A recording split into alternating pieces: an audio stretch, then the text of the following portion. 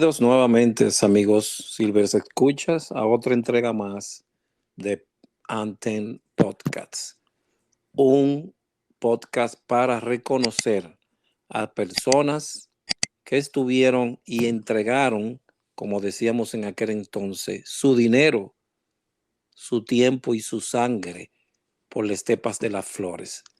Y estamos haciendo esto para reconocer ese trabajo arduo, ese trabajo altruista y ese trabajo sin fines de lucro que realizamos cada uno de nosotros en pos del bien común por la comunidad. Porque si no somos corresponsables del pasado, tampoco tendremos derecho a reclamarnos legítimos propietarios del futuro. Hoy tenemos a alguien muy especial, conocí bastante joven. Se me hará un poquito incómodo al principio porque quiero establecer lo que es ahora, pero para mí sigue siendo aquel joven con miras, con una mira en el futuro, con una visión a lo que quería y a lo que estaba dispuesto a hacer. Se entregó totalmente allí en búsqueda de aprender, un amigo, un hermano que continuará así toda la vida, porque eso fue lo que hizo con nosotros las Estepas de las Flores, unirnos de una forma tal que jamás nos hemos separado. Bienvenido, doctor José Smester, pero para mí sigue siendo mi hermano Hochi. Bienvenido a nuestra cabina. Muchas gracias, Aldrin. Realmente un placer estar aquí contigo y agradecido por la invitación y la oportunidad que me das de contar la historia que una vez vivimos juntos. Exactamente, que algunas veces no se nos cree, no se nos cree todas las cosas que hicimos.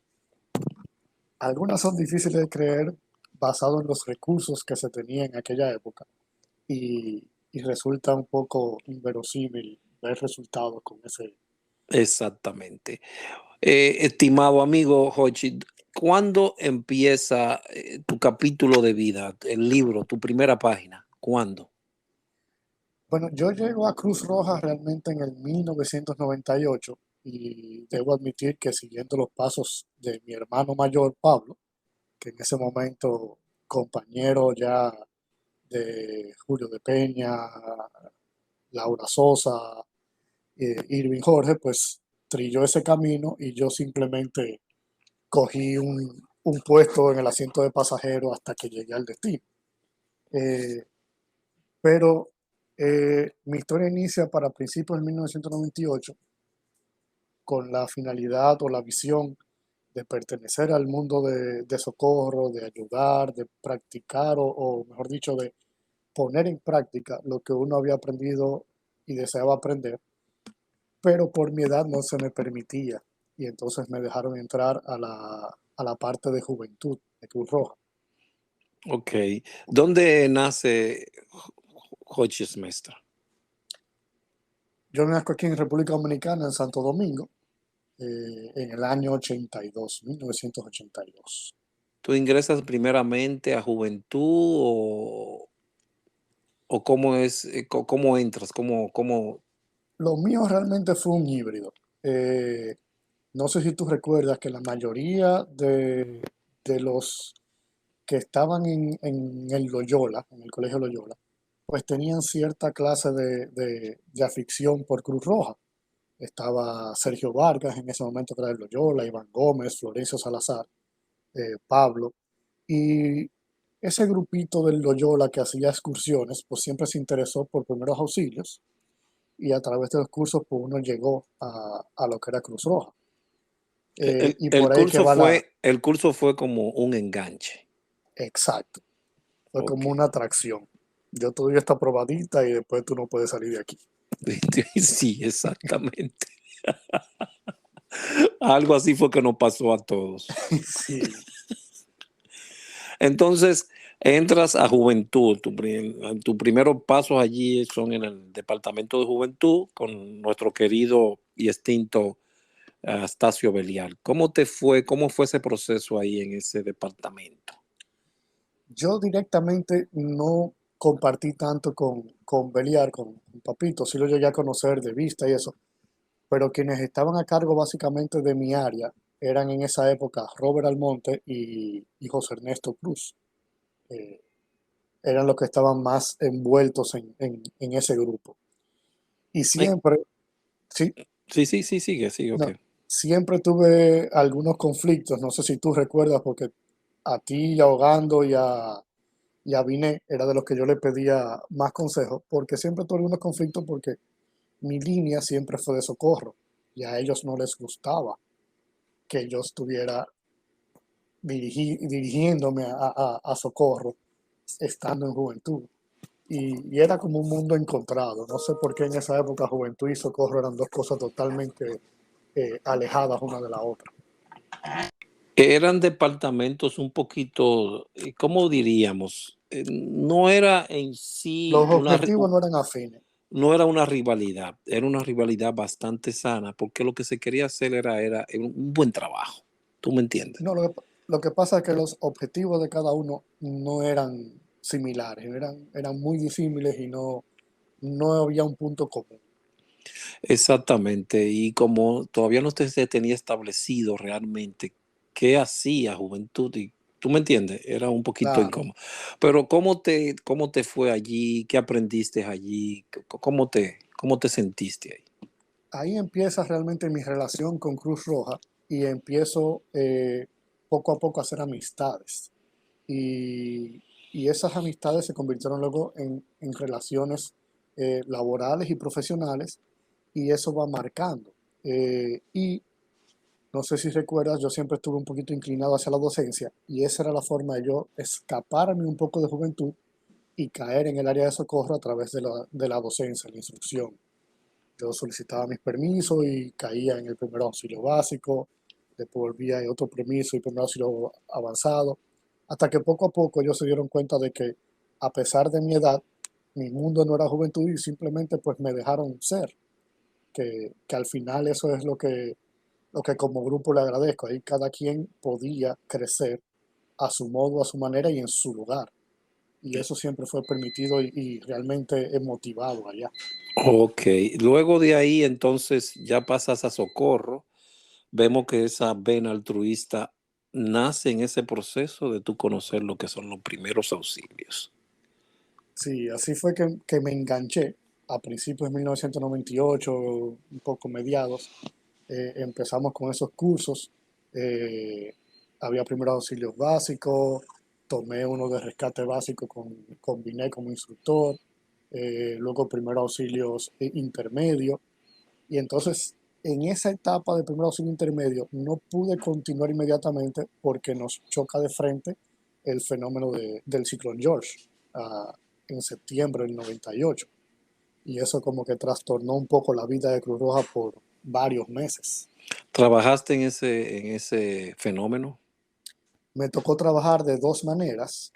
Una ya ayudando en la parte de emergencias médicas y en otra que tuve que asumir un poco en la parte de juventud porque el grupo completo de los líderes del Departamento de Juventud estaban en unos cursos en España para el momento que llega el ciclón. Me tocó ser el coordinador de la parte de búsqueda y rescate, pero no de forma operacional como lo era la unidad de rescate de Binet, sino la parte administrativa de contacto internacional, de tomar los datos de aquellas personas desaparecidas, de empezar a ubicar puntos de encuentro y organismos internacionales que se estaban dedicando a unir esos familiares con esas personas aquí que estaban incomunicadas y ese estilo Ok. de trabajo. ¿Estuviste en el campo con las personas o no? ¿Solamente estuviste en oficinas? No, estuve en las dos cosas, en el campo y oficina. ¿Qué tanto Re- te afectó eso, ya tú ver la realidad en el campo? ¿Te afectó de alguna forma? No fue que me afectó, pero me hizo caer en cuenta de realidades que yo, como joven al fin, todavía no conocía. Me hizo ver necesidades que existían en mis comunidades, que uno, desde el punto de vista, vamos a decir, un poco privilegiado que tenía, no las vivía de cerca. Eh, y como no había todavía esa visión social, pues uno no se había involucrado en eso. Y ese fenómeno, ese trabajo durante el ciclón, me hizo abrir los ojos a muchas necesidades y sobre todo a ver si yo podía hacer algo por ayudar a conciliar y a dar una mano amiga en esos momentos. Eso quiere dejar dicho que esto te transformó en un sentido interno. Realmente se trastornó o trastocó, vamos a decir, fibras que uno no sabía que tenía sensibilidades. Incluso recuerdo ya pasado el fenómeno en sí, que me tocó asistir con un grupo que aunque yo no pertenecía todavía, sí estaba formándome junto con la UNEM, eh, me tocó asistir a un curso con la Fuerza Aérea Americana que habían traído unos instructores acá y fuimos a un rescate en la zona de la Mesopotamia. Ver esa zona, cómo quedó, realmente me dejó muy impactado y por varios días. Bueno, la realidad son muchas que uno toca dentro de la estepa de las flores y no tuvimos esa ayuda psicológica en ningún momento. Y más, ya me imagino lo que te afectó tanto a ti como un joven, muy joven persona asistiendo a estos casos. Bueno, yo empecé en ese 98 con 16 años, yo estaba en segundo de bachillerato. Yo realmente me colé en el mundo de socorro y, Exactamente. y le debo parte de esa colada, como quien dice, a ti, a Hogando y a Raúl, que era el jefe de operaciones, que tuvieron que hablar y velar por mí para que me aceptaran, porque no, todo era un protocolo en esa época. Ya entiendo. ¿Cuáles fueron los primeros instructores con los que tú tuviste contacto en tu capacitación en socorros? Bueno, si mi memoria no me falla, el primero que me dio primeros auxilios básicos fue que después se volvió mi hermano, fue Carlos Zapata y César Delgado. Fueron mis Oh, dos instructores principales y luego en ok. la parte práctica me agarró un señor ahí que no tenía, vamos a decir, ni pelos en la lengua, ni jugaba con nadie, ni preferencia, se llamaba Félix Ogando, Ay, y ese me dio durísimo. ese malo, ese malo. Bien malo ese caballero, muy malo. Después de esos primeros auxilios, ¿hacia dónde, qué otra capacitación sigues buscando? Después de ese primer auxilio, ya yo, vamos a decir, me involucré completamente de lleno en el mundo de socorros y fui paso a paso tomando todos los cursos que se ofrecían, que en esa época eran el primeros auxilios intermedio, el PAA o primeros auxilios avanzados, el BLS. Recuerdo que salí fuera a tomar cuando digo fuera, no fue del país, sino de la institución, para tomar el BTLS eh, con, con Julio de Peña, Laura Sosa, Dorian Félix como instructores y Pablo Smester, mi hermano, que también era de los encargados. A todo eso lo tenemos en la lista de los próximos entrevistados. Ok, Laura Que Sosa, Pablo Smestel, Ilvin, Julio de Peña, Dorian Félix. Dorian Félix también. Entonces fui realmente escalando en lo que era la parte de docencia, tanto de prepararme yo como prepararme para preparar otros. Y recuerdo bien un curso que me diste tú junto con Ogando y José Ernesto, que aunque era de juventud era parte de ese curso, que fue un CPI, un curso para instructores. Técnica para instrucción, ¿de qué curso? ¿De primeros auxilios o cuál? Porque habían varias técnicas para instrucción. Recuerdo que cogí dos o tres de CPI y TPI. Era uno de primeros auxilios, otro que era de dinámicas completo y otro que era simplemente para instrucción general. Cómo Ok, dominar grupos, cómo manejar grupos grandes, la parte logística, toda esa parte. ok, nunca te viste envuelto en los cursos de rescate, combineo, Sí, esos, cogí el básico de rescate con Binet. pero no te interesó el área. Me interesaba, pero no de igual forma que la parte médica. Creo que yo Ese era tu desde pequeño, fuerte. exacto, creo que de pequeño ya yo estaba definido en lo que quería y a dónde iba. Porque tú entraste o fuiste uno de de la primera promoción de la UNEM, Unidad Nacional de Emergencias Médicas. creo que fui la tercera promoción. Fue la tercera promoción. La primera fue el grupo de los fundadores. Sí, La segunda fue el grupo de Pablo Smester, de Francisco Díaz, Eddie Luna, Michelle Galeas, ese grupo. ok. Y Carlos luego Zapata creo yo que estaba ahí Carlos también. Sánchez, Es Carlos Carlos Sánchez Sánchez y Carlos y Carlos Zapata Zapata. también. Y entonces ya la tercera, estuve yo con, no recuerdo si César Delgado también estaba con mi promoción, porque mi promoción fue bien pequeña ya la tercera. Ok. Entonces, cuando ya comienzas a ver todo esto, te inclinas también por la parte de docente. Fue la En, parte que más me gustó, vamos a decir, fuera de la emergencia médica como tal. ¿Por qué? Y realmente la parte de docencia me gustaba porque no solo me mantenía los conocimientos al día, me mantenía, vamos a decir, estudiando para poder responder cualquier pregunta que surgiera de uno de los estudiantes o de los que estuvieran tomando el curso, pero también porque me permitía ofrecer ese poquito que uno tenía, pasarlo más adelante. Y yo sentía que si algo podía yo hacer, era dejar ese legado. Si cualquier legado yo podía hacer, era dejar algo de capacitación en otro que pudiera transmitir o ese conocimiento o salvar una vida más allá. Eh, yo como individuo no podía estar en todos lados, pero si uno lograba masificar esa capacitación, sí podíamos tener personas capacitadas en cualquier punto y ya cualquier persona podría ser beneficiada por, por una adecuada, vamos a decir, una adecuada respuesta médica en caso de necesidad. Ok. ¿Cuánto asististe a cuántos desastres allá? ¿Cuántos fenómenos? Ah, ya Eh, me mencionaste uno. ¿Cuál sí, fue?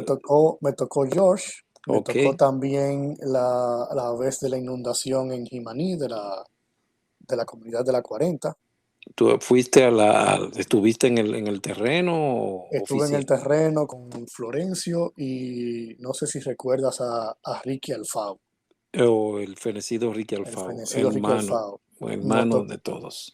nos tocó a nosotros cuatro, Ricky, Florencio, Estefan y yo, ir de primera, vamos a decir, de avanzada.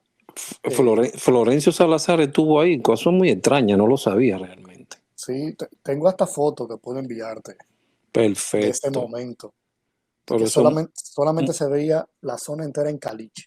muy extraño, Florencio. Y eso también logró impresionarte mucho a ti. ¿Tuvo algún toque dentro de ti también aquella parte? Sí, porque como te digo, uno, uno se manejaba dentro del polígono central y el polígono central, dentro de sus precariedades, era el que más recursos contaba, con el que más recursos contaba y uno tenía prácticamente todo ya programado, calculado y todo visto. Pero cuando uno salía de ahí, ya cualquier cosa podía suceder y había que improvisar y todo era una sorpresa. Y entonces realmente había que estar preparado para lo inesperado. Y esa parte realmente influyó mucho porque uno no sabía qué iba a encontrar, cómo iba a reaccionar a eso que encontraba, ni qué iba a percibir de los demás cuando uno llegara, que iban a percibir esas personas sobre uno. Y Exacto. realmente eran experiencias chocantes, enriquecedoras la mayoría, pero chocantes.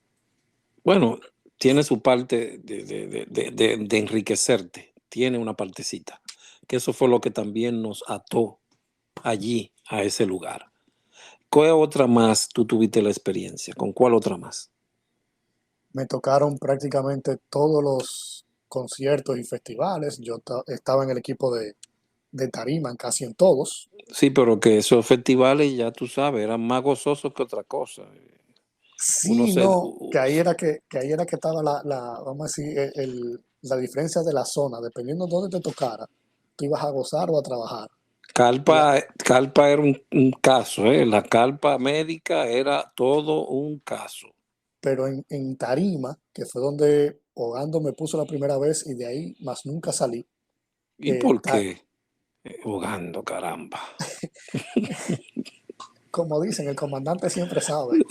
A Sí, mí, Me encantó el trabajo en tarima, pero tarima tenía una particularidad y era que no había descanso. En tarima no había ¿Qué pasaba? rotación, no ¿Qué había pasaba descanso. ahí? ¿Qué pasaba? Porque yo sé que carpa era un poquito incómodo, pero en tarima, ¿qué pasaba? En tarima se vertían varias cosas. Uno tenía que atender a todos los participantes del evento que estaban en las zonas cercanas a la tarima del público. Uno tenía que moverlos hacia adentro de la zona de la tarima para poder atenderlos. Y segundo, mucho, mucho del personal de trabajo de esos eventos también necesitaban asistencia. Recuerdo un caso grande de un técnico de luces que se cayó del andamio No. y tuvimos que inmovilizarlo completo y trasladarlo a través de todo el mar de gente, desde la tarima hasta la carpa, con una probable lesión cervical, y eso no fue fácil. Y sépase que eso era una distancia como algunos 500, 800 metros, ¿verdad? Más o menos. Y con una cantidad de gente que no son como los conciertos de ahora, ahí realmente había gente. No, no, era una cosa apoteósica. Era increíble. Y entonces era con la camilla, con el paciente, Entonces a mí me no, tocó, por ejemplo, me tocó en esa ocasión ir de espaldas caminando, todo, inmovilizando el cuello con la mano porque la camilla no tenía eh, el inmovilizador de cuello. todo el trayecto. Todo el trayecto. Y Florencio, que era el que siempre estaba en el equipo, dirigiéndome a través del chaleco por donde yo tenía que caminar. Esas son cosas que contamos que algunas personas no lo creerán, pero sí, eso era la vida del socorrista de los noventas. Entonces, ya ahí, porque eran 3 días también, recuérdate, ¿eh? Viernes, Sí, sábado y domingo. ya el sábado no estaba explotado. No, ya Imagínate el domingo. el domingo ya era poco lo que quedaba de nosotros. También compartimos, si no menos recuerdo, mucha gente no me lo creen, pero bueno, estamos nosotros como testigos en Casa de Campo. ¿Qué te pareció esa experiencia allí? Bueno, realmente ahí fue primero una sorpresa.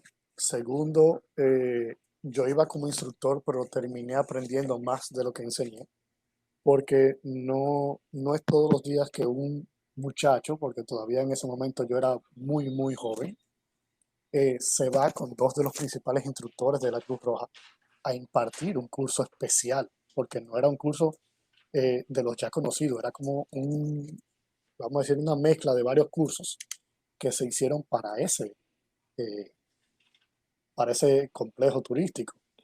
Y recuerdo que fuimos tú, Ogando y yo. Y allá, Te sentiste un poquito como presionado? realmente no, lo que me sentí fue que me hubiera gustado, en ocasiones me hubiera gustado ser parte del público para escucharlo más a ustedes que en vez de yo estar parado dando clases. No, mira, muchacho, por Dios, ustedes eran una persona con bastante conocimiento. Pero mira, hay algo que hay que definir aquí. Una cosa es el conocimiento y otra cosa es el manejo de grupos como lo tenían ustedes. Gracias por eso, hermano mío, gracias. O sea, como ustedes dominaban un escenario, realmente eso era para aprender. Nunca me lo habían dicho. Muchísimas gracias, Ochi. ¿No? Y recuerdo que también compartimos en varias Semanas Santa en Boca Chica. También, también, también. Pero sigamos como Jack el Destripador. Entonces, me dijiste varias cosas ahí en el. Esa es una. ¿Qué otra más fue que captaste ahí en Casa de Campo? Porque me Eh, mencionaste varias. sí, en Casa de Campo también el nivel vamos a decir, del estudiante. No era lo mismo lo que uno que estaba acostumbrado de jóvenes que querían aprender o comunidad de bajos recursos que querían introducirse en Cruz Roja a este complejo turístico de alto nivel, con empleados de alto nivel, que era una mezcla entre algunos que querían simplemente cumplir con el requisito y pasar el horario, y otros que realmente estaban interesados en sacar la última gota de conocimiento que nosotros podíamos darle. Y eso realmente llenaba de satisfacción a uno cuando uno iba dando la clase, ¿ver? vamos a decir, el nivel de las preguntas, el interés con el que preguntaban, el dinamismo de las clases, porque no es lo mismo esas clases que son un monólogo a cuando el estudiante realmente se involucra y se hace una real participación en la clase. Ok, ok. Entonces, ¿qué otras capacitaciones tomaste? Primero auxilio intermedio, BLS, ¿cuál otras más? Tomé baños avanzados de vía aérea con Alejandro Valle y Alejandro Valverde en su momento, Ujú. que incluso no sé si recuerdas que luego tú y yo hicimos un manual nuevo sobre técnicas avanzadas de vía aérea. Intentamos ponerlo a flote, sí. No sé si llegó a utilizarse, pero por lo menos lo terminamos. ¿No llegaste a tomar FOBAPES? Sí, FOBAPE realmente fue uno de los cursos más interesantes que yo he tomado allá y cursos sui generis. De todas esas capacitaciones que tú presenciaste y tomaste, ¿cuál, ¿cuál causó un verdadero impacto en ti? De que tú digas, wow, este curso, padre, me ha cambiado totalmente mi visión de la vida. Realmente un curso en específico así no te puedo decir porque cada uno complementaba al otro, pero sí te puedo decir que en FOBAPES uno tenía la oportunidad de prepararse en varias facetas, porque FOBAPES primero te daba una instrucción académica, pero segundo te daba una formación física bastante fuerte. Luego FOBAPES te preparaba para la paciencia. Esa parte de paciencia había que ejercitarla mucho en un FOBAPES para no explotar y desistir. Sí, porque ese era, con esa intención fue que Mister Ogando la creó. Sí, porque era básicamente para que uno soportara la parte psicológica a la que uno se iba a enfrentar en cualquier momento. Pero lo que más me llamó la atención del FOBAPE ni siquiera fueron esos tres aspectos que eran los principales, los que estaban como objetivos a destacar, sino uno que es un objetivo que estaba subyacente, que pasaba siempre desapercibido porque para mí tuvo mucho valor, y es en la parte del viaje, de la práctica de campo como tal, uno tener que aprender a lidiar con personas tan distintas unas de otras para poder formar un equipo y trabajar unidos a pesar de las diferencias. ¿Dónde fue su caminata? Hacia Villa Altagracia, recuerdo yo. Villa Altagracia, San Cristóbal. Villa Altagracia, San Cristóbal. Oh, pero esa fue la que sí, esa fue la donde tomaron un camino diferente y sí, esa fue. No, No, lo de la, tú fuiste en otra caminata de Fobapes con esa. no, no, no, donde pasó lo del otro camino y que creció el río y que duramos varios días allá, no Ajá. fue un FOBAPE, fue en un curso de lectura de mapas. No, fue un Fobapes, creo yo. No, lectura de mapas con este muchacho que era del ejército, Alessi Batista. con Alexis Batista, y estaba Ogando, que tuvieron que llamar a la Fuerza Aérea, que estaba en ese curso junto conmigo, la hija de quien era la ministra de Salud Pública, que mandó el helicóptero. Susana Sí, Sánchez. eso fue en una lectura de mapas, eso no fue en un FOBAPES. Ok, yo pensaba que había sido Fobapes. No, el FOBAPES de nosotros fue realmente sin eventualidades, Ok, pues aparte de que intentaron amarrar a uno que a otro, pero no hubo sí, yo eventualidades. oí esa parte, oí esa parte. Entonces ese fue uno de los cursos que te atrapó, te hizo ver la vida de otro modo diferente. Sí, porque me enseñó a manejarme con personas que no son eh, del mismo estilo de pensamiento, que no son de la misma forma de actuar de ti, y que uno tiene que aprender también a adaptarse y a convivir y a trabajar con esas personas. Hay personas que son mucho más, vamos a decir, impulsivas, otros son mucho más prudentes, otros son más comedidos, y buscar un punto medio entre todas esas personas y poder llevar algo a cabo y sacarlo a flote, eso fue bastante provechoso y un reto. Ok, has mencionado a muchas personas, muchos instructores. que tuvieron contigo en tu formación y hoy le llaman influencer. El nuevo siglo trajo esa palabra y nosotros le decíamos, yo me dejé influenciar un poquito de esta persona. De ese grupo, de ese gran grupo que estaba ahí, ¿quién tuvo esa parte como que tú decías, yo quiero ser algo así, pero también así, así? Sí, no, claro, eso siempre uno tiene ejemplos a seguir. Exacto, Eh, yo creo que en mi caso, por mi forma de ser, que creo que tú la viste bastante de cerca, yo dividí esos ejemplos en categorías. Y por ejemplo, en la parte docente, obviamente uno veía un Julio de Peña, Laura Sosa, un Félix García Ogando que dominaban una gran cantidad de áreas distintas a la perfección y que tenían un control del escenario y del estudiante. Yo decía, yo quisiera, a la hora de ser docente, manejarme así en un escenario. Y también tenía la otra parte de lo que es la categoría operacional, donde uno veía a un Raúl González, a un Binet, a un Sergio Vargas comandar un equipo en un evento ya de operación. O sea, yo quisiera poder tomar decisiones en el momento correcto de la forma en que ellos lo hacen y lograr que todo un equipo te siga sin cuestionar si deben o no seguirte, sino que sepan de antemano que lo que tú estás diciendo realmente es lo correcto. Y por eso lo dividía. También no puedo dejar pasar, por ejemplo, un Edwin Olivares, que era otra estrella de la parte operacional. Incluso al día de hoy sigue dedicándose a eso. exactamente, exacto. Entonces, uno siempre tiene eso. Y en cuanto a instrucción, vamos a decir, la parte de elaboración de manuales, siempre te buscaba a ti para consejos. Pues yo no sé si recuerdas, yo siempre estaba tratando de hacer un manual distinto de cualquier cosa. Bueno, es la parte creativa que todos tenemos, entonces, y la hacemos en vías de mejorar lo que ya estaba hecho, no por Y, sustituir, sino para mejorar.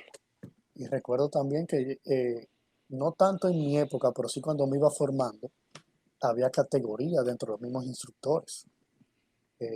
Y uno buscaba siempre cómo llegar a la categoría superior Exactamente, pero con esos equipos. existía esa categoría dentro de los socorristas también, Sí, si no más no recuerdas, que era el sí, es. blanco, verde, monitor, Ujú. rojo, instructor, azul, rescate, no recuerdo bien, pero era algo así.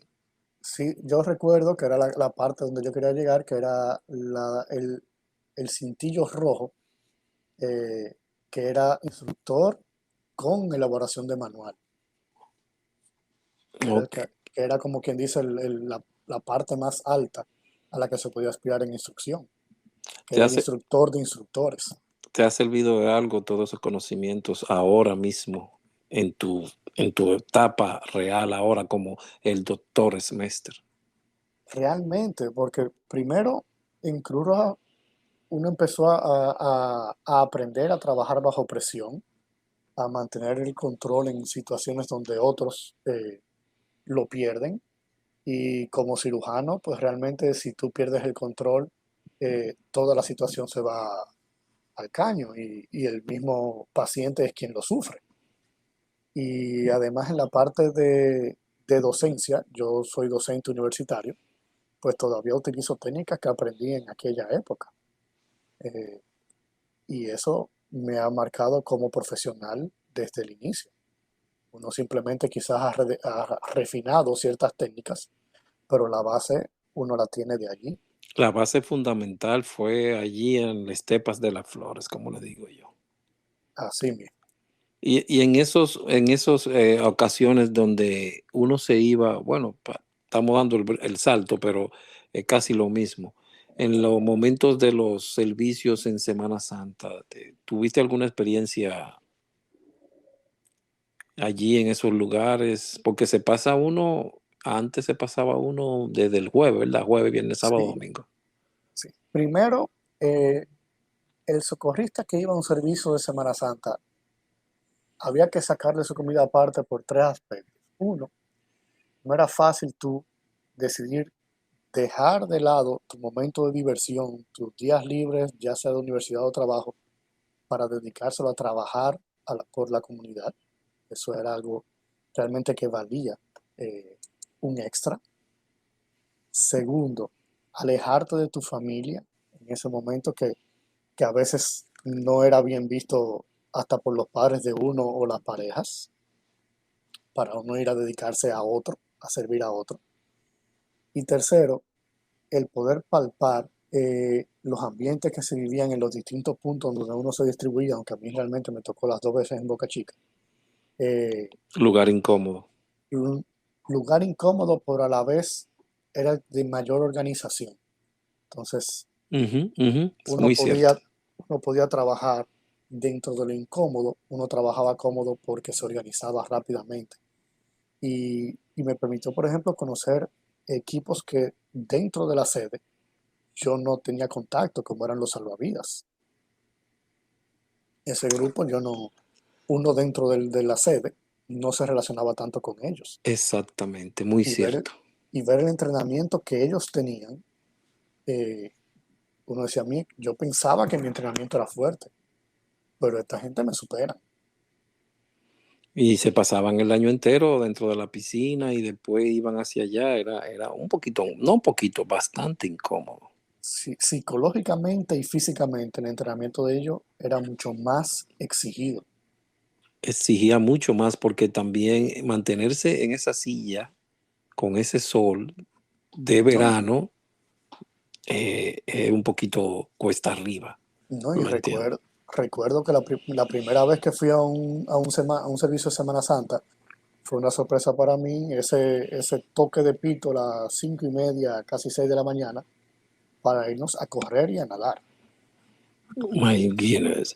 ¿Con quién estuviste en los puestos? ¿Te tocó con quién era encargado en uno de los puestos? Eh, la primera vez me tocó con el encargado del puesto, no recuerdo quién era directamente, creo que era Víctor Luis o Florencio, pero había otro por encima que no recuerdo, pasa que me manejaba más con ellos. Y de los salvavidas estaba uno que le llamaban el alemán.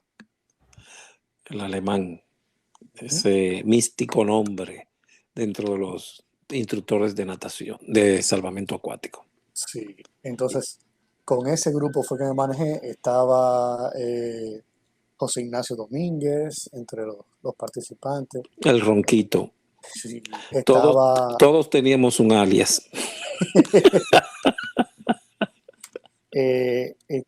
hubo una vez que me fui con Giovanni Duarte, eh, Ese también buen salvavidas. no recuerdo el nombre, pero era el que daba los cursos de extricación, que era de una unidad satélite, creo que era, No recuerdo. que manejaba la quijada de la vida y daba los cursos de extricación vehicular. No me recuerdo de ese, no. No recuerdo Ahí ese nombre, no recuerdo. pero también me tocó irme con él, eh, con Cristian, uno que era chofer, con Ricky. eh, fue, eran realmente equipos variados. Ya en la segunda vez que fui me tocó a mí comandar la parte de emergencias médicas y el encargado de la logística como tal era el mismo Raúl González, En el proceso de que r ocho en el proceso de que estuviste en la estepa de las flores, ¿comenzaste también la carrera de medicina o no? Sí, yo entré a Cruz Roja en el 98 y empecé la universidad en el 2000. Eh, recuerdo ya en la universidad que algunas personas empezaron a acercarse porque veían que yo tenía como algo más avanzado y me empezaban a preguntar por qué y ahí fue que pude reclutar y llevar personas como fueron Rafael Dixon, Ramón Fernández, Tengo una eh, hay que Susana buscar Sánchez, mi hermano Rafael Dixon, ese tiene una entrevista también aquí, dentro de poco. que Dixon fue un personaje interesante que pasó de ser socorrista de línea a miembro de la UNEM y luego a chofer. Sí, por la ambulancia que por tuvo la la UNEN ambulancia en que él aquel entonces. manejaba. En aquel entonces, un personaje muy polifacético, Dixon, Sí, muy preparado. muy Es, preparado. es cirujano también ahora. Es cirujano también, wow. Ujú. Todos se han ido por esa área. Cirujanos somos pocos, pero Ok. todos han terminado en medicina. Bueno, por ahí fue que se trató de impulsar la UNEN. Sí, En la UNEN, como parte miembro de la UNEN, ¿cómo te sentiste en este grupo? Un grupo que era la parte, como decían allá, si tú no quieres tirar página para la izquierda, vete para la de rescate. exacto. Entonces, ¿cómo te sentías ahí que había que estar todo el tiempo Bueno, en lectura, haciendo day, en en la constante? UNEM había una característica especial y era que nunca estaba solo. Cuando tú empezabas los entrenamientos y luego ya como nuevo miembro, te asignaban uno o dos padrinos. Entonces, en mi caso, yo tuve dos padrinos. Uno que era padrino, vamos a decir, de estudio, de preparación, y otro que era mi padrino operacional, ya en el campo. Entonces, me tocó Saori Yamashita como padrina de estudio y ella como madrina No lo vamos, sabías. Ahora Machita fue la que te... sí, Oh. incluso llegó una época que ella decía que yo era hijo de ella porque me tenía jugo estudiando y eso se lo debo a ella. Y en la parte operacional, pues siempre me ponían junto con Estefan o con Florencio, uno de Ah, los dos. dos operativos muy fuertes, ambos. Pero realmente tuve que echar muchas páginas para la izquierda porque Saori no era fácil. No, porque Saori, ya con Florencio y Estefan tú sentías un poquito más calmado, ya la parte operativa era otra cosa. sí, recuerdo mucho una frase de Ogando que en la UNEM se vivía, que era que la práctica sea tan dura que la realidad no te sepa nada. Siempre se dijo todo el tiempo esa parte, siempre se dijo, siempre se... ¿Quién era el director de la UNED en ese entonces? Cuando yo entro, el director de la UNEM era Julio de Peña. ¿Y Y cuál fue el primero, Irving Jorge o Julio de Peña? creo que Irving fue el primero. Y no, Julio fue el primero, Irving era el encargado de capacitación. Ok. Y ¿Y luego Laura ya Sosa fue encargada o Laura Sosa directora? fue encargada de, creo que fue ambas cosas, fue directora y encargada de capacitación, pero no recuerdo bien esa parte. Sí sé que Bueno, al final Florencio asumió cuando hubo vamos a decir, cuando la mayoría de los fundadores de la UNEM se van fuera del país a trabajar y empiezan residencia y se alejan un poco, la responsabilidad cayó sobre Florencio al principio. sí, Luego porque ya, ujú, eso se puede establecer aquí que en ese caso la UNED tuvo una baja, pero fue porque, como siempre decíamos, el socorrista no se destruye, se transforma. Y hoy tenemos a cada uno como médicos, como cirujanos, ¿tú me entiendes? Como abogados, como diseñadores, como todo eso, porque se claro, transformaron, no podían quedarse, la energía no se destruye, solamente se transforma. Eso fue lo que pasó en ese proceso. la mala suerte, vamos a decir así, es que la mayoría de ellos estaban en la misma etapa de su vida, entonces salen todos juntos. No Ok, hubo un, casi entrando ya todos a exacto, no van saliendo poco a poco, sino que salen todos juntos y queda un vacío. Entonces, bastante se entonces, sintió. ¿Tú quedaste sí, en la ahí o te fuiste también para la universidad? no, yo quedé ahí y primero lo asume Florencio porque era el más viejo dentro de la unidad y luego recuerdo que lo asume Susana Sánchez y Ok, luego lo asumo yo la dirección y cuando yo salgo se la dejo a Dixon. ok, pues entonces podríamos decir, Julio de Peña es el primero,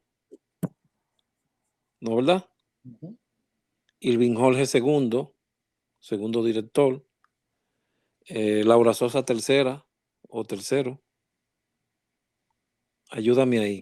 No, Cuarto, ahí no te puedo ayudar tanto porque yo no recuerdo el orden en sí. Sí te puedo decir que ya al final, cuando ya yo estoy de lleno, Florencio asumió la dirección, luego pasó a Susana Sánchez, ok. luego la ejercí yo, que duré como un año, y luego la ejercí Rafael Dixon. Rafael Ya, Dixon. ya con Dixon yo salgo de Cruz Roja porque ya empiezo la pasantía y la residencia y me alejo un poco de Cruz Roja. Ok. Sépase que esta entrevista había una persona que se refirió a ti con buenos términos. Esa persona, cuando yo le dije, bueno, yo tengo una entrevista con Hochi hoy, y me dijo, ese es mi primer maestro que él me dijo, estoy esperando esa entrevista para escucharla. Ese señor es Elvin Veras, Elvin Eh, Román Veras. ¿Te acuerdas Elvin, de él? totalmente, todavía yo me comunico con él de vez en cuando y él todavía está ejerciendo a manera Sí, profesional. sí, igual que el caso de Estefan De Candelario, que Estefan en tiene, Estados Unidos, ajá. que tiene una entrevista acá y que también ya La de cumplió, Estefan tuve la oportunidad de escucharla completa. que tuvo la oportunidad de cruzar el charco y entonces hacer lo que siempre quisimos, ser paramédico y unite getate. Pero yo Y yo, recuerdo que Elvin, que llegó, vamos a decir, crudo en su momento, eh, y por la forma de ser no caía del todo bien a muchos, y César Delgado y yo básicamente lo cargamos bajo el ala y empezamos nosotros a capacitarlo a él directamente. eso me informó él también, que eran ustedes dos, que eran ¿Tuviste alguna persona con la que tú, como tuviste padrino, fuiste padrino tú de alguien también? Sí, dentro de la ONEM, bueno, el mismo Elvin, fui, vamos a decir, una especie de padrino. Eh, el grupo de UNIBE que entró luego, que estaba Ramón, que estaba Elizabeth, también le serví realmente de guía porque aunque éramos compañeros de universidad, ya yo tenía la experiencia de Cruz Roja y de la capacitación y me tocó darle los cursos a ellos. Eh, no sé si recuerdas que también estaba Rafael Esteves, uno que ahora es cirujano plástico. Sí, Rafael Esteban, me acuerdo de él bastante, sí. Pues de ese grupo realmente que asume la UNEM en una segunda etapa, me tocó ser parte de guía. Pero realmente yo no puedo decir que me llevo algo de crédito porque siempre fue un trabajo en conjunto. Ok, de todas esas vivencias fueron un trabajo en conjunto donde cada quien se repartía algo del proceso de ese Claro, nuevo individuo dentro de la claro. estepa de las flores. En cualquier etapa en la que cursé en Cruz Roja, no puedo decir que me sentí que estaba haciendo algo solo en ningún momento. Siempre había alguien dándome apoyo o dándome un consejo, del nivel que fuera. ¿Encontraste algunas trabas algunas veces, alguna pared? Al principio encontré bastante trabas por lo que comentamos al principio, de que no me Sí, dejaban, por ser de segundo bachillerato, 16 años, no me dejaban entrar a la parte de socorro, que era donde yo quería estar. Eh, Aunque suene feo, la parte de juventud no era lo que a mí me interesaba y yo no me veía ahí, aunque sí puedo decir que hice muy buenos amigos en ese grupo. ok. ¿Y en la parte de socorros encontraste alguna pared, alguna traba también en algún momento?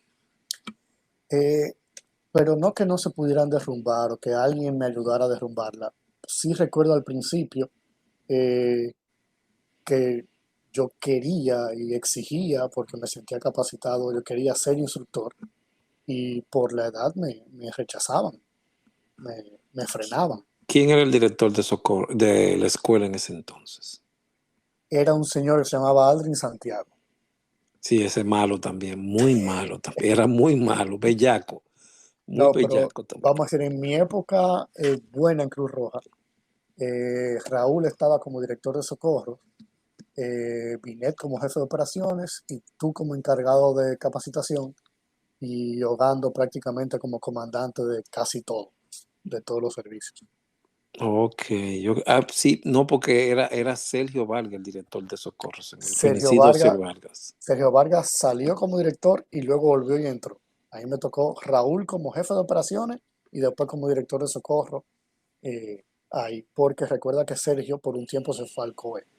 Sí, sí, Entonces, sí, cuando ahora se fue al recuerdo. COE, Raúl asume y Binet sube a jefe de operaciones.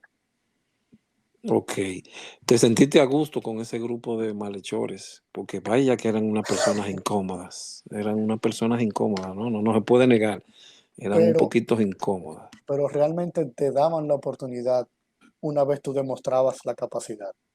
Yo pienso que las trabas eran simplemente pruebas y hasta que tú no demostraras que podías, pues no te daban la oportunidad solo o sin supervisión. Y yo pienso que es un sistema realmente adecuado porque uno estaba trabajando con vidas. Bueno, cada cosa tenía no, no trabas. Aquí es difícil tú ponerle, en Estados Unidos es difícil tú ponerle la mano a un paciente, podrán hablarlo algunos de los que han venido acá a Claro, hacer su travesía en este continente, pero era igual también. Pienso yo que era igual también. sí. Había que poner ciertas restricciones Pero para cierta calidad. mis principales trabas eran al principio por lo que te decía de la capacitación, de que no me dejaban inscribir en tal o cual curso porque yo era de juventud. Y ese curso era para socorro y así. ¿Tú Pero estuviste dando clases por cuánto tiempo? ¿Primeros auxilios nada más o en algunos otros cursos? no, yo recuerdo que terminé dando primeros auxilios básicos, primeros auxilios avanzados eh, en el grupo de BTLS. También compartí contigo como instructor ya en CPI al final. Sí, sí, sí. Y BTLS, radios escuchas, es el soporte básico de vida en trauma, en para trauma. decirlo en Ujú. español. Para decirlo en español, exacto. Luego ya me tocó dar el curso que ahí fui el principal instructor luego de que tú me asignaras, que fue el de MAVA, cuando sale Alejandro Báez, que era quien lo daba, Manejo avanzado de vías vías aéreas. aéreas. Ujú. Exactamente. Creo que Eh, se dio uno o no se impartió, no se llegó a impartir. Creo que se dieron dos y el segundo hubo algunos inconvenientes y no se completó y por eso se frenó, porque hubo un Ok. impasse con el autor del manual, Del primero. del primero, y de ahí es que surge la necesidad de sentarnos a hacer otro manual, que creo que le pusimos TABA, técnicas avanzadas de vía aérea. Exactamente, así se llamaba. Ahora que me llega, guay, por lo menos tenemos memoria a esta edad. Muchísimas gracias. Por lo menos tenemos memoria a esta edad. Sí, y eso realmente fue una buena experiencia porque yo nunca me había sentado a escribir un manual. Te tomó mucho tiempo, te sentiste incómodo, aquello. Porque Bueno, recuerdo que creo que nos fuiste a la tomó, oficina en búsqueda de eso y digo, pues créalo. sí, creo que si no me equivoco fue casi un año, eso fue un parto casi, un embarazo. Por un embarazo de elefante, Sí, diría yo, de paquidermo. porque recuerdo que cada vez que presentábamos algo, había que hacerle modificaciones porque eh, había quejas de parte de la gente del MAVA. Bueno, habían algunas quejas, pero también recuérdate que hacíamos nuestra requerimientos de qué ustedes piensan, no con nosotros, sino con médicos. Ujú, ¿Tú me entiendes? Porque no podíamos hacer algo así a la ligera, claro, porque era un tema un poquito complicado, que nosotros no lo veíamos mucho porque no se veía muy a menudo estar utilizando uno de los instrumentos que se utilizan en ese curso de manejo de vías aéreas. claro. Ese, Per- Perdona que vaya atrás, pero acabo de recordar algo. En el dile. servicio de Jimaní, cuando la inundación, Ajá, que yo voy con Florencio, Estefan y Ricky, el ajá. comandante de esa operación era Juan Pérez Riches. Y mi hermano Juan Pérez Riché, un saludo si escuchas este podcast. Estoy esperando por ti E- para una entrevista. Ese era el comandante de ese incidente. Pero un comandante real, ¿eh? Ujú, Un sí, comandante real. ¿Cómo te sentiste con Juan Pérez Riché? Porque un comandante real. Juan Pérez Riches y yo todavía somos amigos hermanos. Eh, Él está muy involucrado en lo que es la parte del Centro Excursionista Loyola en el colegio Ok. Y sépase que hay una diferencia de, inmensa de de edad edad, entre Juan Pérez Riché y quien le pero, habla, José, el doctor José Smester. pero, pero, Total, pero total. grande. Pero ha sido una muy buena amistad que ha perdurado a pesar de esas diferencias. Sí, porque se creó dentro de las estepas de las flores y ahí se unió todo. Dimos nuestra sangre, fue para que se ligara junta con todo lo que estábamos ahí. Y hoy estamos unidos por eso. Sí, Estamos unidos por eso. y realmente te puedo decir yo que siempre fui el más joven en casi todos los eventos que hacíamos, que yo no sentí ningún trato ni distinto, ni especial, ni peor por mi edad. Siempre nos tratábamos de iguales, no importa quién fuera. Eso, Había, había una jerarquía, obviamente, dependiendo del rol que tú ejercieras en un evento o en otro, pero fuera de esa jerarquía, fuera de ese evento, la amistad era igual. se siguen los mismos contactos todos, sí, exacto, porque eso se quedó ahí, no ha traspasado el tiempo para nosotros. Que de hecho me hubiera encantado ver que Ogando hubiera estado aquí, que ese, Tuvo una co- pequeña dificultad técnica, según me dijo. que ese como comandante me enseñó bastante y me ordenó bastante. Sí, sí, siempre ustedes tenían unos problemas que yo nada más veía, ya otra vez, qué barbaridad. Ogando y yo peleábamos diario, pero nunca de de mala forma. Era, Era yo planteando una posición y él tratando de buscar que él decía que yo podía hacer lo mejor de ahí. O sea, era como un feedback, un pleito que teníamos de que él quería verme mejorar y eso al final uno lo agradece. Al principio es un pleito, obviamente, y más cuando uno es un muchacho, Ujú. pero, porque uno lo malinterpreta en ocasiones, pero ya luego que uno empieza a ver las cosas desde otra perspectiva, uno eso lo agradece. Doctor Smester, hoy, después de ver la trayectoria, ver hacia atrás, ¿cambiaría usted su pasado por alguna otra cosa? Si cambio mi pasado es para entrar antes. Para entrar entre la estepa de las flores. Sí, para entrar antes. Me hubiera gustado compartir con personas que vi muy poco tiempo porque se fueron yo entrando. Por ejemplo, ¿Quiénes? me hubiera gustado compartir, yo compartí menos de un año dentro de Cruz Roja con un Alejandro Valverde, eh, Sí, con un sí, Omar Guazar, sí. con un Sergio Vargas que se fue al COE yo entrando. Eh, sí pude luego hacer amistad con él desde Cruz Roja al COE. eh, y ese tipo de Estuviste con personas Alejandro Báez. pero poco tiempo también. Alejandro Báez, tuve muy directo con él durante el ciclón, durante Josh, Sí, él trabajó, él estaba como director, que él encargado de era, operaciones en ese ujú, entonces. él estaba como básicamente el comandando el operativo del ciclón completo, Sí, esa vez, no me recuerdo quién era, Miguel de la Rosa era el director de Miguel de la socorros. Rosa. Y no se me olvida nunca la experiencia de todos nosotros en un salón de actos que daba con un ventanal hacia el parqueo. Ujú. Y como veíamos el ventarrón y una palma que había ahí, que uno pensaba que en cualquier momento esa palma se iba. Bueno, esa fue la única vez que vimos en peligro nuestro modo de subsistencia para algunos socorristas que entramos a la etapa de homínido, de recolector de bayas y frutas, porque nos alimentábamos de la manzana de oro que habían ahí. Y vimos casi extinguida nuestra comida. Pero gracias a Dios, Dios es maravilloso y no permitió que se nos fuera la comida. Smester, muchísimas gracias. Si tienes algo más que decir, No, realmente te agradezco la oportunidad de revivir esa época a través de los recuerdos. revivir nombres que estaban escondidos en ese pasado y sacar una sonrisa al recordar algunos momentos que ya no estaban en mi día a día. Eh, Esos momentos del Festival Presidente, incluso aquel del pleito, Ay, ay, ay, ay, ay, no recuerde eso, por favor, que todavía podemos caer presos.